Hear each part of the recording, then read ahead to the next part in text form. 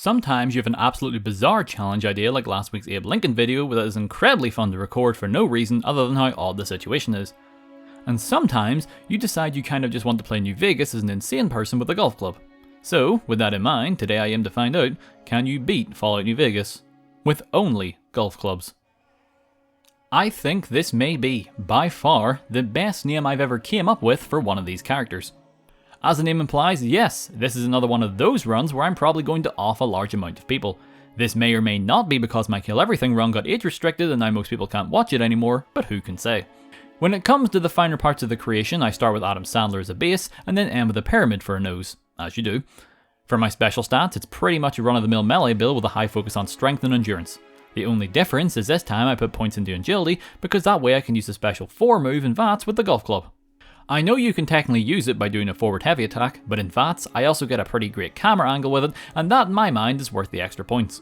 For my tag skills I take melee weapons, survival, and medicine, and then for traits I take heavy-handed and Logan's Loophole, which is a first for me. I figured I'm probably not going to get above level 30 anyway, and most drugs are super effective for melee builds, so having them last twice as long, as well as not running the risk of getting addicted, is a pretty great bonus. As I leave Doc Mitchell's, I began heading east in the direction of the nearby memorial, as just next to it there's a small unmarked abandoned shack, which always has a 9-iron leaning up against the door just as you enter. The condition is not the best, but that doesn't stop me from making my way around Goodsprings and systematically clubbing every character until they stop moving. Except Doc Mitchell, that is. You were the only one that was ever nice to me. Yeah. I decide to leave Goodsprings and introduce the sport of golf to the nearby partergangers, but get both of my legs crippled in the process. After I take a 1-hour nap to heal my broken bones, I get a somewhat rare interaction as Victor approaches me and acts as if he just came to my rescue. He already stopped me from being worm food, I don't need to owe him another favour. As I enter the outskirts of Prim, I take out all of the NCR station there before making my way into the town and doing the same to the convicts, Beagle, and any of the town's residents that I could find. I also went and destroyed the Helpless Eddie, as like I said earlier, it's going to be one of those runs. As my campaign of Carnage continues, I make a stop at the Nipton Road rest stop to squish some bugs, and in the process, level up and take the Travel Light perk, as after the Malcolm Holmes video, I figured having increased speed is good in just about any situation, especially when trying to close the gap on people with guns. At the Mojave Outpost, I expected to be turned into a block of Swiss cheese after what I did to the NCR outside of Prim, but to my surprise, Ranger Jackson and his squad just do not care. This works for me, as I was hoping to abuse Major Knight's 100 repair skill anyway to fully repair my 9-iron. The game must rank this as a pretty low-end weapon, as it only costs me 79 caps to fully repair it from a nearly broken condition. Well, we will prove them wrong, as not long after I leave the outpost, despite just saying the NCR seem to be on decent terms with me, I get attacked by one of their hit squads. While they can inflict a pretty sizable amount of damage in a short amount of time, I've also watched The Last of Us Part 2, and as such I am very much aware of the power a golf club can have. If it can ruin the potential of a series as good as that, then it should have no trouble dealing with a few rangers. Once the deed is done, I head off to Nipton to begin scoring hole-in-ones inside each of the legionary skulls, including Volpe's. Something that's funny is that I may actually end up siding with the Legion, as I haven't done that in quite a while, and I think it'll be nice for a change of scenery, but only time will tell. Having made an example of the Legion, I leave Nipton in the direction of Novac and continue to make short work of most people I come across, such as these Vipers, as well as some travelling merchants and their accompanying bodyguards. As mentioned, I am considering joining the Legion this time, so what better way to get back in their good graces than by wiping out all of the NCR personnel in the surrounding area. I start by heading on down to Ranger Station Charlie and showing the soldiers the business end of my beating stick. Needless to say, they did not put up much of a fight. This was then followed up by going on a small bout of murder in Novac that had me take the lives of Boone, Ranger Andy, and Manny Vargas, as well as a few other citizens of the town. Despite the fact that I know where I have to go the further the plot, I also realise I've been following the main quest pretty close for once, albeit with 100% more murder. So I thought, why not head up to the REPCONN test site and deal with the little ghoul infestation there. The ferals leading up to the test site are as brittle as one might expect of decaying corpses, and as such don't put up much of a fight. They do, however, give a decent amount of experience per kill, so I'm at the very least able to level up and almost max out my melee weapon skill. Inside the test site, the make-believe ghoul doesn't stand a chance against my very real golf club, nor do the rest of the followers here, to be fair. On the bright side, however, Jason was the last to perish, so at the very least his loyal cultists don't have to watch their great leader be killed before their very eyes. The only other point worth mentioning here was that I found an assortment of party hats lying around, and therefore had a wonderful new hat for people to admire while I went on killing sprees. With my adventures in the test site concluded, I continued on my way past Novac and onwards towards Boulder City, only stopping to mark Helios 1 on the map for some reason and subsequently fighting with the NCR outside the facility. This appears to be the straw that broke the camel's back though, as after this encounter my rep at the NCR finally drops to vilified, so I'll need to remember to keep an NCR uniform handy whenever I return to the Mojave Outpost for repairs. The journey from here to Boulder City was relatively calm for once, which was a welcome change. Continuing my rampage of the NCR, I made sure to club Kowalski first, so he wouldn't come to the aid of Monroe when I turned the club on him. What is good about entering the town when the NCR hates you is that the cans will immediately run out to help, which is great, as they work as rather effective bullet sponges while I focus on the soldiers. I of course repay their help by making them my next victims, which is good for me as drenching my golf club in can blood is enough to take me to level 8 and get the single best perk for melee builds, the Super Slam. Oh, I also killed the 2 NCR hostages, so that's another tally on the Nerbit war crimes board. Leaving behind the mess I made at Boulder City, I figured now it was time to head into Vegas and begin the second part of the story. I also find some cans just outside who appear to have escaped my massacre, so I do the right thing and make sure they can be reunited with their friends and family once again. By this point, I had been hoarding a lot of ammo, weapons, and armor from most of my victims, so I took them to the gunrunners, as well as Mick and Ralph, and sold them all to get just over 3,000 caps.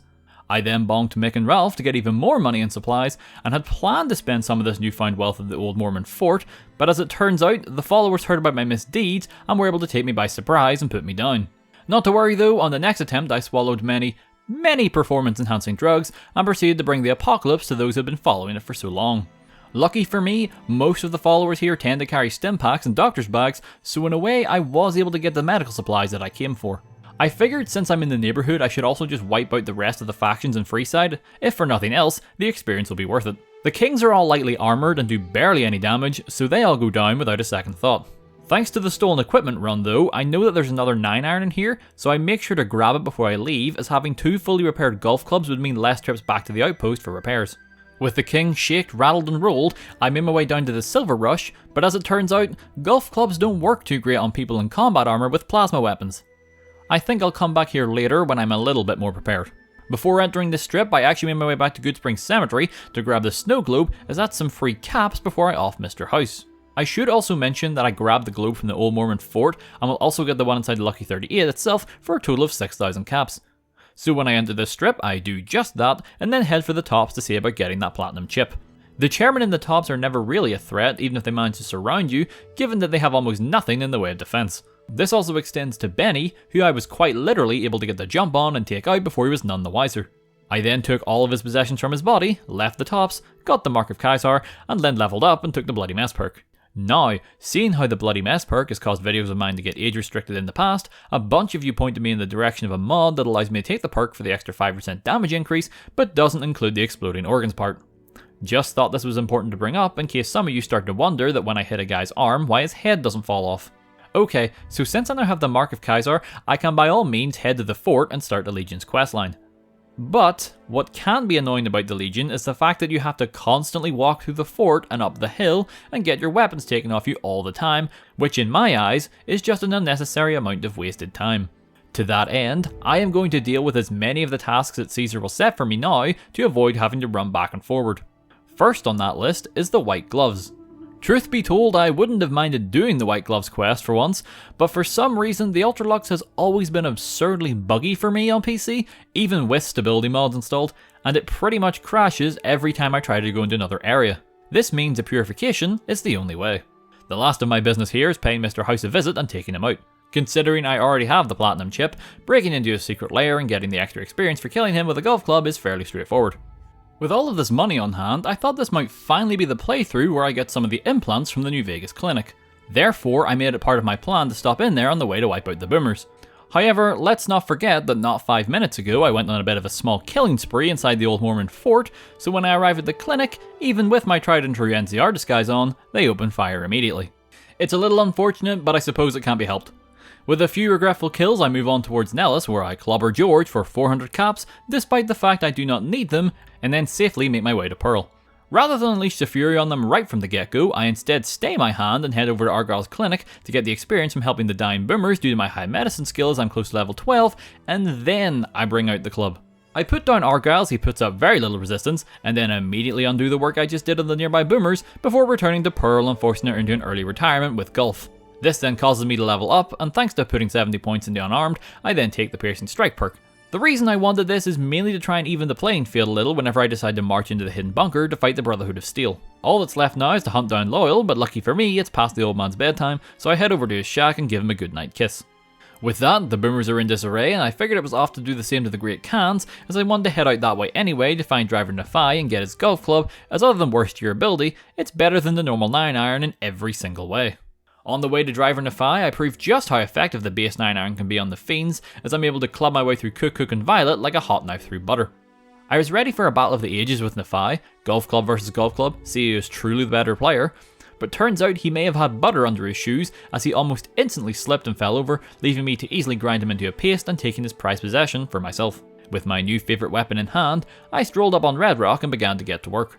The sheer increase in damage of this variant of the 9-iron is fairly substantial, as I'm able to take out almost all of the cans before they get a chance to retaliate. Always wanted to play it safe, however. When I enter the longhouse, I make sure to take some turbo that I may or may not have just stolen from these cans to really lay the smackdown on Papa and his clan. With Red Rock now living up to its name, all that was left was to deal with the Brotherhood. Seeing how I technically haven't started the second act of the game yet, the Brotherhood won't just come out and greet me whenever I enter the bunker, so instead I make a quick detour to chat with Mo and friends and grab the password to let me in. I then made sure to pump myself full of Med-X, Psycho, Buff Out, and anything else I had on hand, and as soon as the first knights ran through the door, I realised that I am very, very overprepared for this. The DPS of the Golf Club coupled with the Super Slam and Piercing Strike perks is able to stop just about any of the Brotherhood members in their tracks almost instantly. It also helps that even though their high-powered Gauss rifles would tear through me pretty quickly, they always seem rather hesitant to fire them in close quarters. With that in mind, I just funnel all of the ones on the first floor into the main bay and just use the small space to my advantage. Moving on down to the second floor, and there isn't much else to say as the Elder, Harden and the two nearby bodyguards aren't really any more challenging than the rest of the Brotherhood members I've killed so far. Even though I'm going to blow up the base with the codes, I also make sure to run through and take out any survivors myself. Mainly for the experience. With that said, the head scribe is the last to fall, so I then grab his code, enter the self-destruct sequence, and then hightailed out of there and live to fight another day. With that out of the way, that should be the majority of Caesar's tasks completed, so it was off to the fort. On this journey, more Vipers try to stop me, but like many before them, I am just miles out of their league. Arriving at the fort and talking with the Big Cheese, for the briefest of moments, I thought this was about to turn into another Yes Man run. This is because he says that he brought me here to essentially watch me die. He then tells me he is only kidding. Alright then. My first task from him is to use the chip and head underneath the fort and destroy the Securitron army down below. Fighting my way through the robots and turrets is fairly simple. It's when I get to the generators, I remember that they cannot be destroyed with melee weapons. Now, while I could technically just pull out a pistol and destroy them as they aren't sentient, I did that in the Straight Razor video, so this time I instead went up the stairs and activated the army, as this still causes the ground to shake violently, and therefore, Caesar still thinks that you destroyed them. I'm now at the point where Caesar would normally send you to deal with House, the Boomers, the White Gloves, and the Brotherhood in that order. But because I've already accomplished those tasks, what happens now is every time he asks me to do something, he will then have a headache or zone out. This means I will then need to leave the tent and wait 24 hours, because for some reason the game doesn't let you wait in Caesar's tent, and then I can come back and report my success to him. I do this a few times and then he finally asks me to help with his little tumor problem by either looking for parts to repair his autodoc, or thanks to my medicine skill, I can head back to the New Vegas clinic and just pick up some supplies there. Hey, remember a minute ago when he joked about having me killed? Well, Caesar, I joked about wanting to save you. This of course nearly puts me in the crosshairs of the Legion, but thankfully, one quick medical explanation pulled right out of my ass is enough to convince Lucius otherwise, and now he entrusts me to go off and assassinate President Kimball.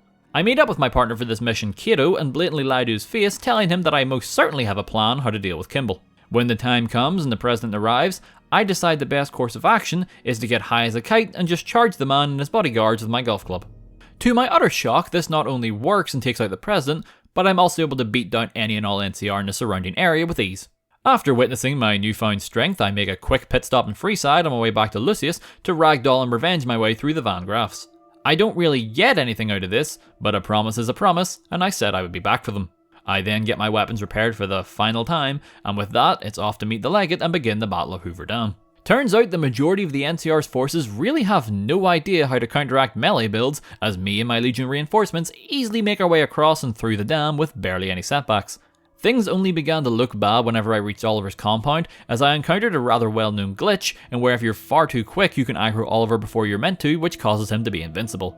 I was ready to reset and try this battle again, but to my delight he seemed to just pop out of existence, which sure enough meant that he had essentially been teleported to where he needed to be. Credit where credit is due, the rangers with the anti-material rifles could have easily two-shot me if they were more aggressive, but instead they would just fire off a single shot and then wait for a bit, giving me more than enough time to heal up and then close the gap and knock them down. When I reached Oliver for real, he goes down within a few seconds. The real issue, of course, is his heavily armoured bodyguards. The ones wielding shotguns are simple enough as they can't block my assault. However, the ones carrying super sledges are a different issue. I am almost certain that they would have mopped the floor with me in seconds if I hadn't picked up the Stonewall perk. What I had to do was just keep flailing my golf club around the hallway and just knock them down one at a time to keep them all from charging me at once.